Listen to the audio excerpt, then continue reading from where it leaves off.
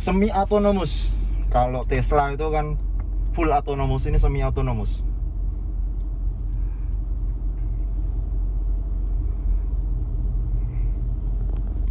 $300-an juta bisa kayak gini.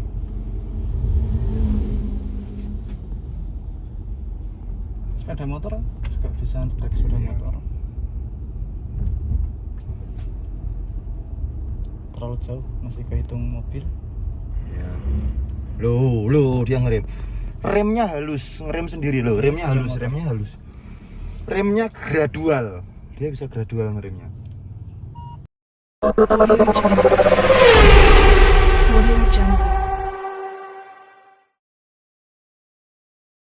Ini fungsinya auto brake hold ini. Jadi kalau ini standby, dia saat ini berhenti itu dia pasti akan ngerem. Kita lepas rem nggak akan jalan. Triggernya untuk rilis apa? Gasnya diinjak gasnya dia akan rilis sendiri. Jadi beda dengan yang apa handrem manual. Itu sih. Ini kalau tinggi nanti dia berubah lagi nggak? Iya, dia nanti berubah. Nah, jadi tadi itu kalau kita jalan di bawah 20 km per jam, tampilannya seakan-akan wuling ini berpikir kita sedang berkendara di gang-gang sempit, sehingga dia dengan otomatis akan menampilkan 360 kamera 360-nya. Tadi membantu ono got pinggir itu ada selokan atau apa kanan kiri dan sebagainya itu dibantu dari kamera 360. Setelah dia naik di atas 20 km per jam dia akan berubah, karena wuling mengira bahwa kalau kita berkendara di atas 30 km per jam itu kita sudah ada jalan di jalan besar, sehingga tidak perlu dibantu dengan tampilan kamera 360 tuh. Dan nanti kita akan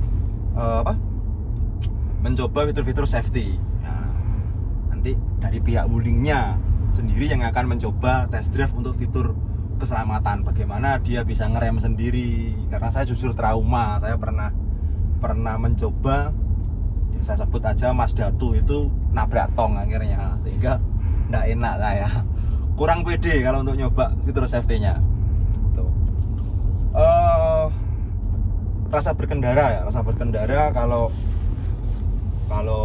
saya ngomong untuk suspensi apple to apple dengan SUV yang lain, kita bandingkan SUV yang bukan ladder frame ya. Ladder frame kita sebut saja Fortuner, Pajero, itu enggak ada satu kelas. Yang satu kelas sama-sama monocoque itu Honda HR-V, karena memang ini head to headnya dengan Honda HR-V. Kalau kita ngomong dengan Honda HR-V ini lebih stiff, lebih dewasa bandingannya. Terus untuk jalan yang rusak tadi, kalau dengan Honda HR-V lebih empuk ini. Tapi kalau untuk jalan yang mulus itu empukan HR-V. Tapi kenapa HR-V belum independen? Kalau ini udah independen. Sehingga kalau jalannya keriting itu bannya itu bisa sendiri, dia bisa independen untuk naik turun. Sehingga kalau di jalan yang keriting ini lebih empuk, tapi kalau di jalan yang lurus ini lebih stiff. Jadi kalau secara profesional saya mengunggulkan Almas dibandingkan HR-V, karena itu tadi HR-V terlalu empuk.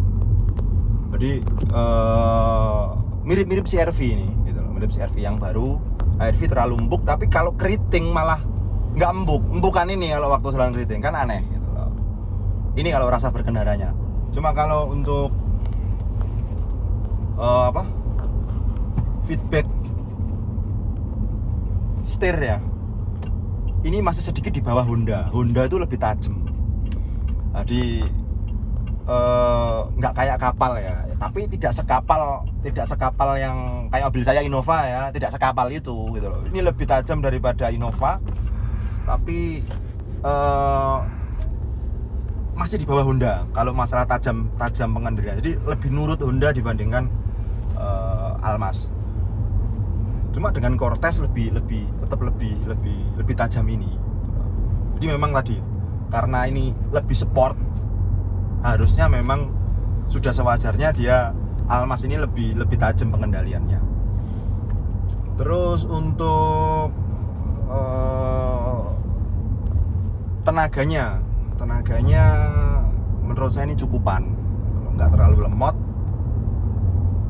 tapi juga nggak terlalu beringas. Nah ini ada line keeping assist, jadi dia mengasisteni saya supaya ngikutin lane jalur gitu. Sehingga ya seperti tadi saya bilang, kalau kita kadang-kadang ngantuk dan sebagainya, itu mobilnya akan memberitahukan kita. Nah ini kita nabrak garis, dia akan bunyi karena kita nggak ngikutin lane gitu.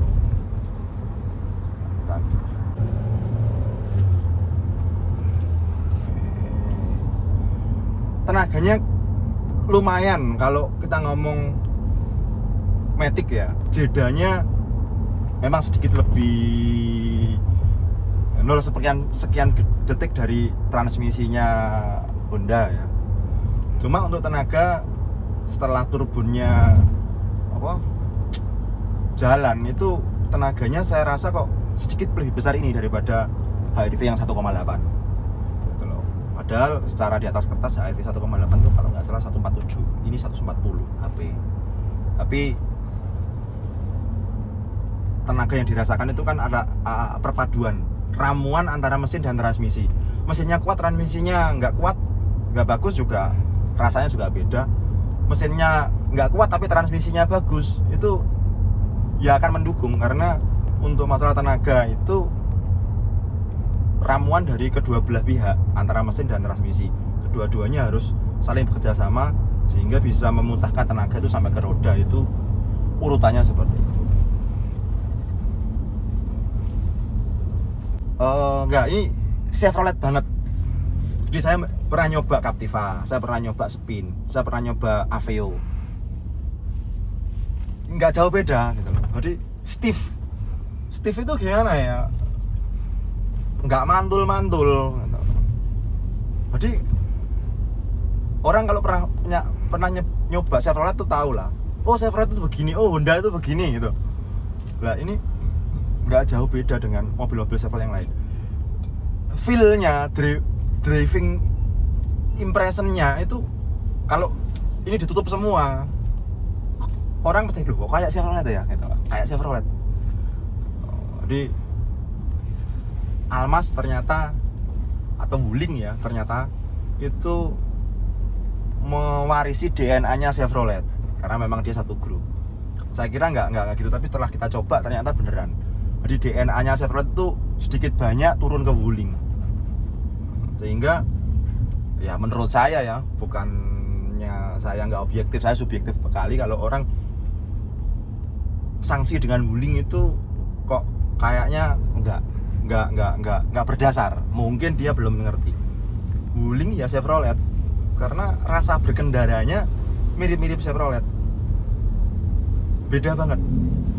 Jadi setiap kendaraan, setiap brand itu kan punya ciri khas gitu loh.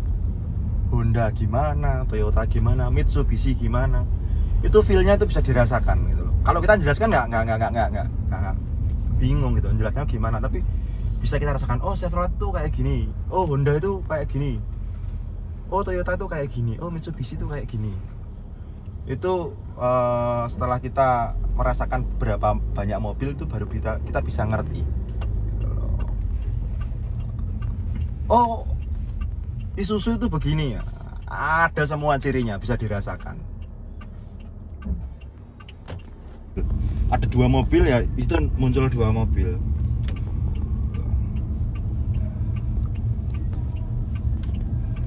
Nggak nginjek rem, nggak nginjek gas. Mantap aja. Kalau mau tekan LKK, tunggu sampai ini warnanya hijau. Nah ini sudah deteksi. Bisa nyetir sendiri. Nah, karena ada radar, ada sensor yang bisa melihat. Nanti kalau depan itu ada mobil, itu bisa kelihatan mobilnya di layar. Nah, ini ada yang lewat, muncul. Dia akan muncul. Semi autonomous. Kalau Tesla itu kan full autonomous, ini semi autonomous.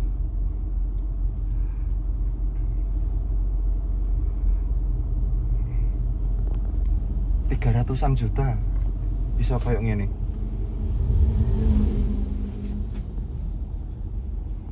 Sepeda motor juga bisa trek sepeda Iya. motor. Terlalu jauh, masih kehitung mobil. Iya. Loh, dia ngerem. Remnya halus, ngerem sendiri loh. Remnya halus, remnya halus. Remnya gradual. Dia bisa gradual ngeremnya.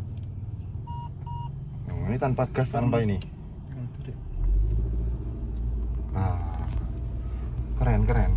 Biasanya iku ngeremnya gandul gitu, Mas. Dulu gitu ya. Iya, nggak gradual kayak manusia.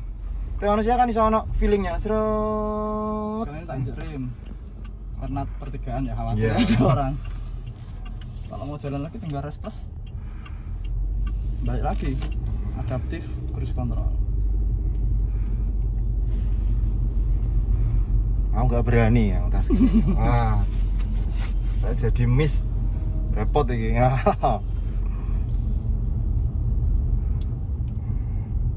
Ini putus hilang dia, nggak ada garis. Ya, loh. Saya masih nyari Loh, muncul garisnya kan? Loh, garis. muncul garisnya. Ya agak susah di Indonesia karena kadang kan garis-garis ini nggak kepake gitu, Mas. Ya, kadang Tapi hari garisnya ini kan- juga hilang. Pembaruan. Tapi kalau di luar kan garisnya full. Full. Ini kalau mobilnya berhenti nggak kedetek dia. Nggak kedetek.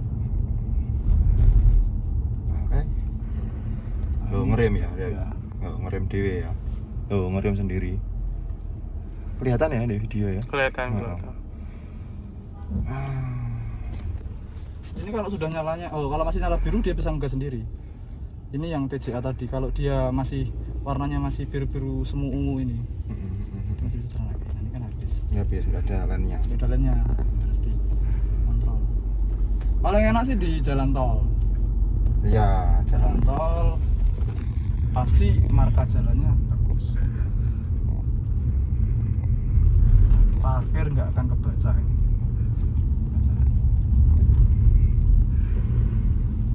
Oh, ini ngerem dewe.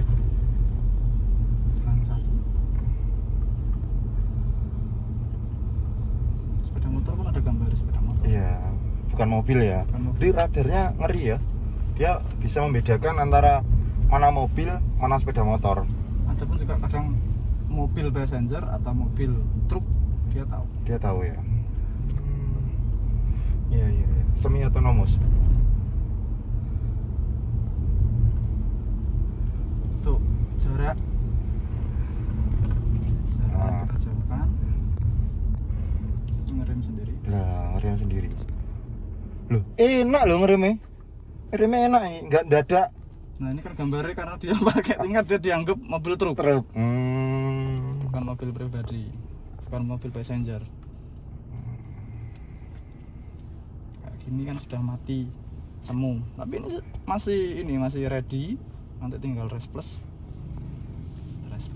Oh iya. Jalan. Oh, jalan.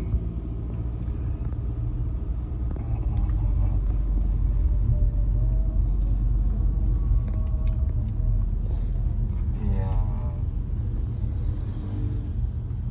Karena ini berhenti nanti dia ikut berhenti. Jadi yang warnanya biru itu yang diikuti. Oh gitu. Jadi Iya. membedakan mana yang diikuti speednya tuh yang warnanya biru Mas ya? Yang warna birunya harus sepeda motor 2. Itu yang diikuti yang biru, bukan yang abu-abu.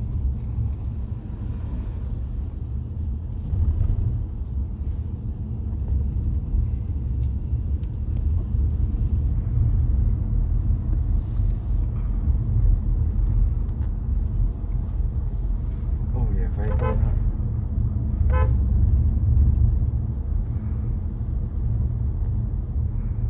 Oh, ngeri tuh.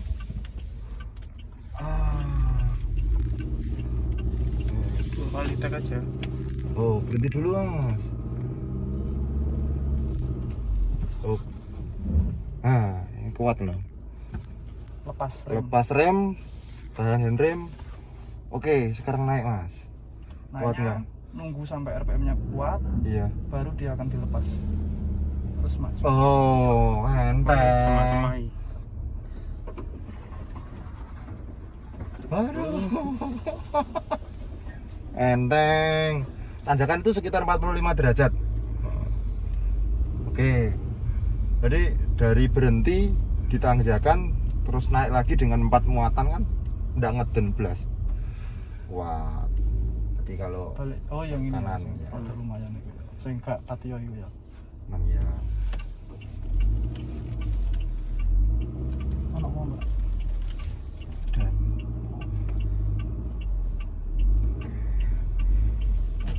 Ini kan dek sini kan pondok. iya, betul.